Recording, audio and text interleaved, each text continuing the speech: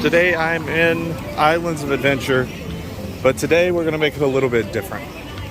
Today we are going to discuss things not to do while in the park. So join me today on Corbin's Coasters and More.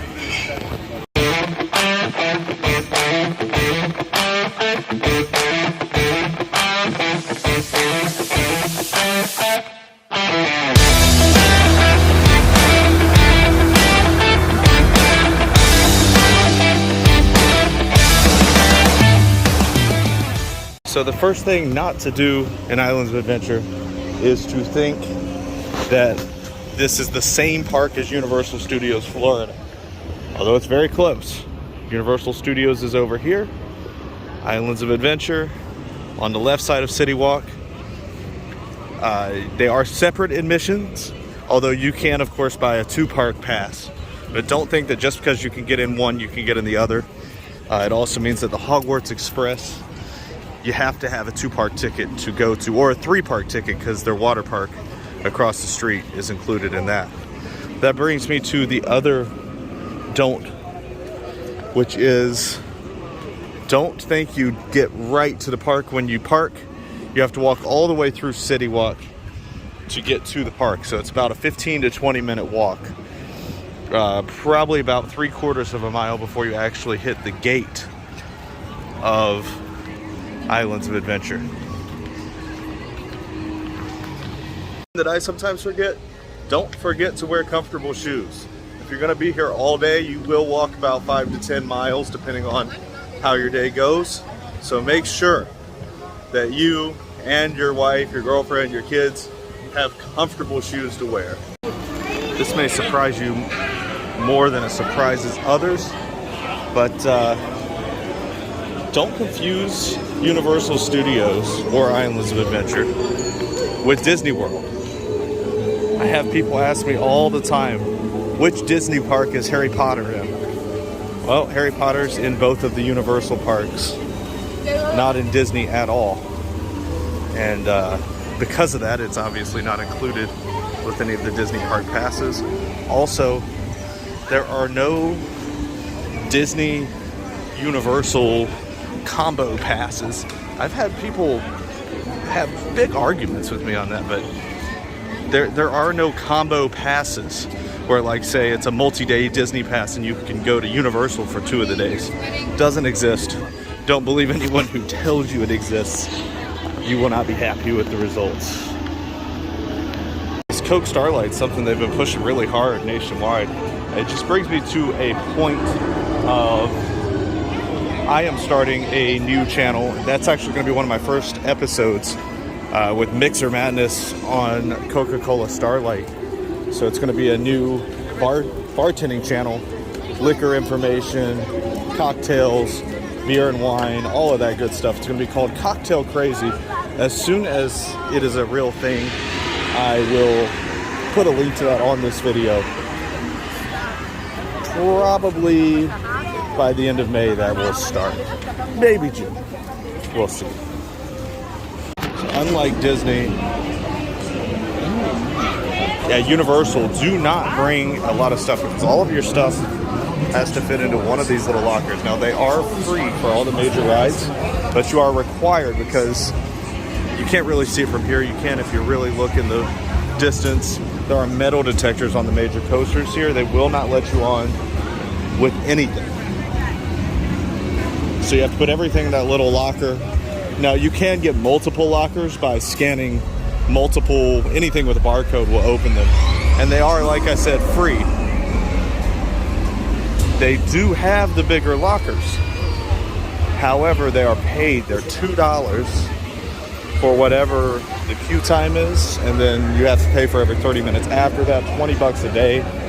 So, also, the small lockers, you do have to pay if you exceed the time. So they're set for a little bit over whatever the ride time, wait time is right now. So right now the Hulk says 40 minutes. So in that case, the lockers would probably be good for 45 or 50 minutes. After that, they do charge. So you can't just leave your stuff in there all day and go walk around.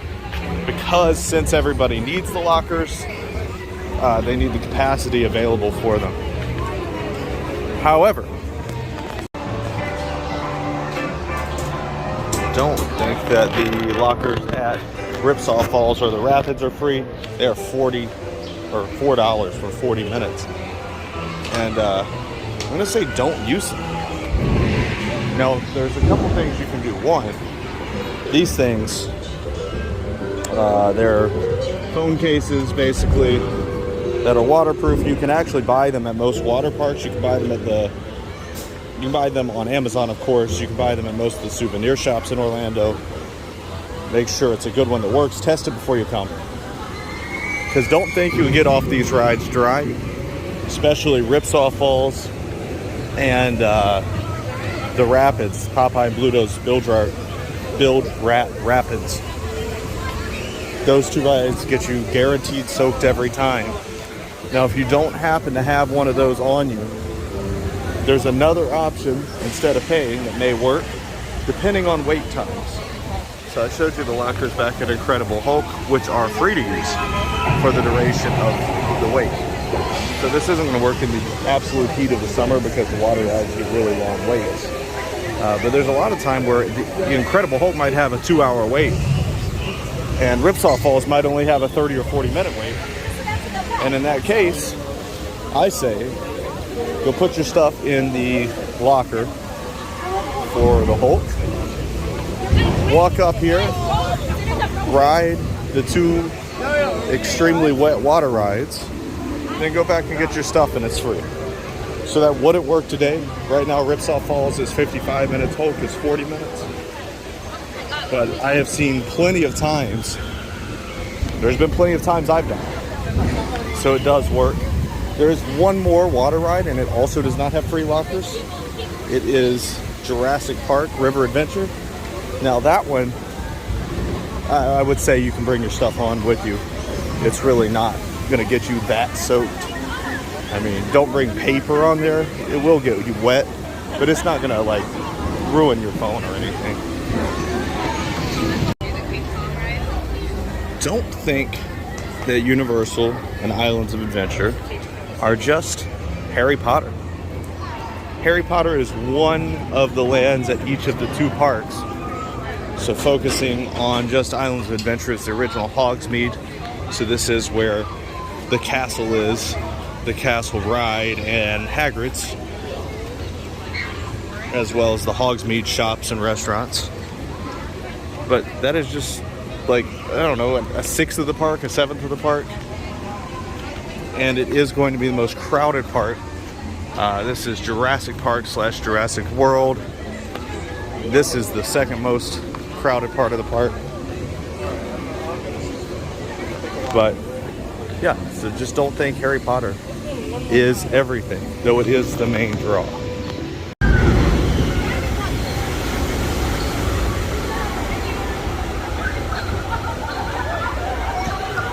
Here's one I find very appropriate for today because it is a Monday. Don't expect Mondays to be slow. Now, Tuesday, Wednesday, Thursday are sometimes, it's still kind of rare, sometimes pretty slow. But Monday is actually the second busiest day here after Saturday.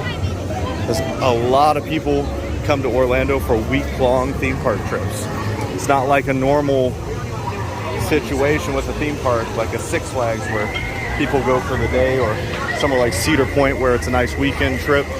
People come for the whole week, and the average person flies in and out on a Sunday. So the first theme park day is a Monday, and Sunday is actually usually the slowest day of the week. That being said, Monday is the best day to go to water parks because very few people start their trip with a water park.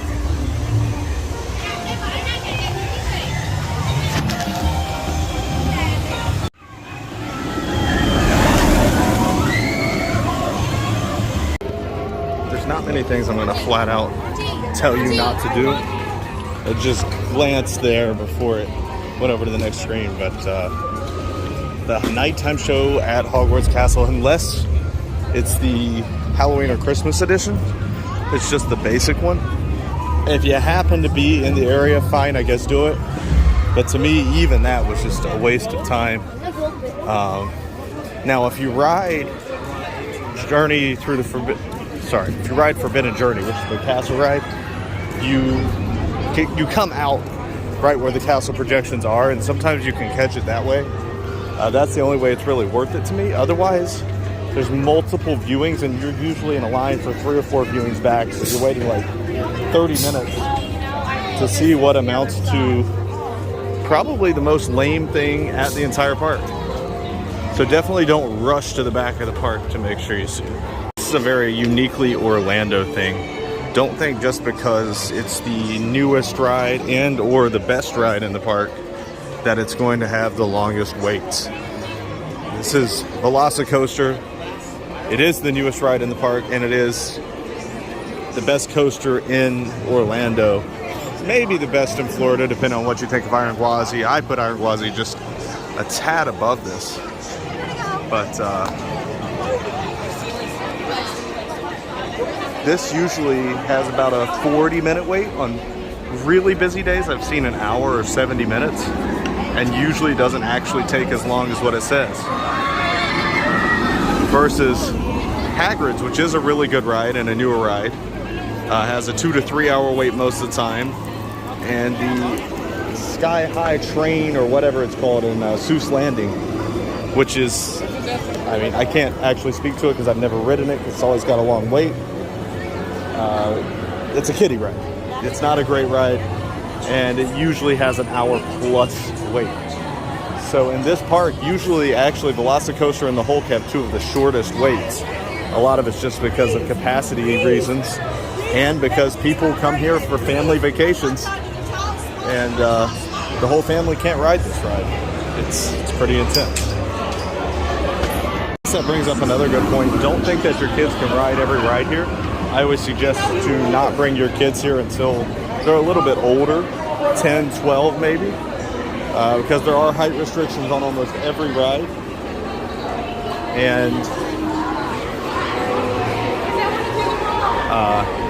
And rides are a lot scarier here than they are at Disney. So if they're little, just go ahead and skip Islands of Adventure. There's not many things that I'm going to tell you to not do in the Wizarding World.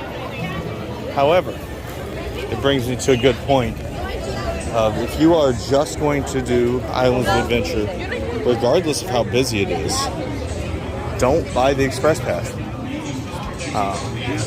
First of all, if you come morning to night on a weekday, weekend, doesn't matter. Right now they're up until 10 every day anyway. You're going to be able to ride everything at least once. However, Hagrid's and Velocicoaster, the 2 best rides in the park, by most people's opinion, myself included, do not support Fast Pass. Express Pass, as they call it here. They don't support Express Pass, and so you're going to have to wait for those 2 rides anyway. And what a lot of people fall in the trap of is they buy Express Pass, and so then they decide, well, I don't want to wait in this line. So you end up missing out on the 2 best rides in the park just because they've gotten used to not waiting on rides all day. Which really, I mean, so I talk to people in the park that do that. I pick up people driving Uber, and they're like, oh yeah, we didn't ride Velocicoaster because we didn't want to wait 40 minutes. That ride in any other park would be a 2-hour wait. Here it's usually 40, 50 minutes. Yeah, especially if you're only coming here one time and you like roller coasters, you don't want to skip that ride. So don't buy an Express Pass. If your finances can afford it, fine. But don't get stuck in the trap that Express Pass can be. This beautiful building is Poseidon's Fury. It is open again. And it is the only attraction in the Lost Continent. And I just gotta say, don't waste your time. Now, if you've been here multiple times, or you're here for multiple days, sure. It's also a good spot if you want a good half hour of air conditioning. And it's about a 20-minute walk-through attraction plus the line. And if it's a walk-on, sure, do it. but they made no changes reopening it. And this is something that can happen too. Next tour is at capacity. So that means you're gonna have to wait multiple shows, but it's a show with a live actor, and it goes about every 15 minutes. But yeah, actually this whole half of the park you can kind of skip if you're an adult, because after this we got the High in the Sky trolley ride and Cat in the Hat, which Cat in the Hat's kind of cute. It's actually a good ride if you like nostalgia stuff. You know, reminds you of childhood, makes you feel like a kid. But the last land is Seuss Landing, and it is definitely for kids. So, one more don't think you're gonna get any thrills on this right half of the park between Seuss Landing and the Lost Continent.